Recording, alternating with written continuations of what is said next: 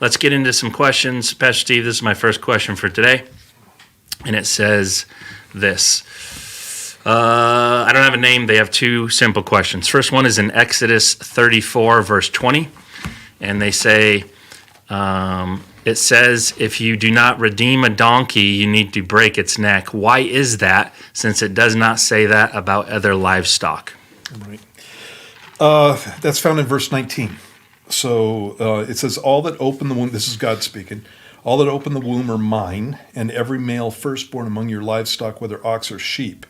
But the firstborn of a donkey you shall redeem with a lamb, and if you will not redeem him, then you shall break his neck. All the firstborn of your sons you shall redeem, and none shall appear before me empty-handed.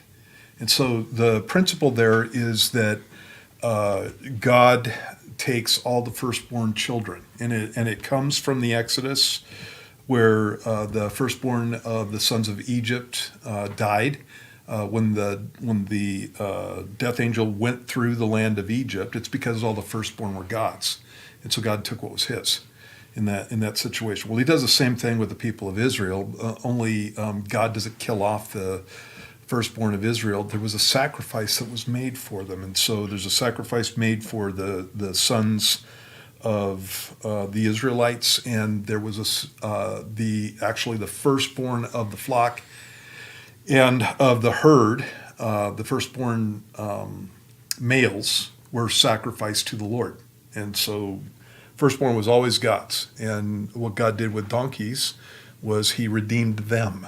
And so if you weren't going to redeem a donkey, then it was going to be the Lord's anyway.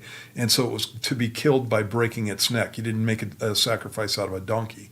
Or you redeemed it, as the passage says, with a lamb, just like a person. You redeemed a donkey just like a person.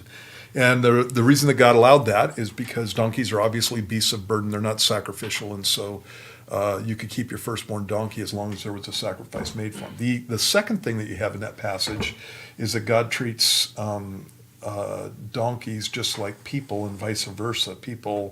There's a comparison between donkeys and people there, and it probably has to do with stubbornness and that kind of thing. There's a passage in Psalm 32 that says, "Don't be like a horse or a donkey; won't come near you unless you restrain him with a bridle and bit."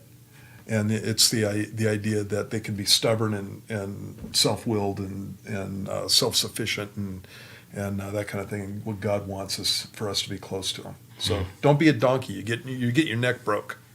So, moral of the story. Yeah. Don't be a donkey.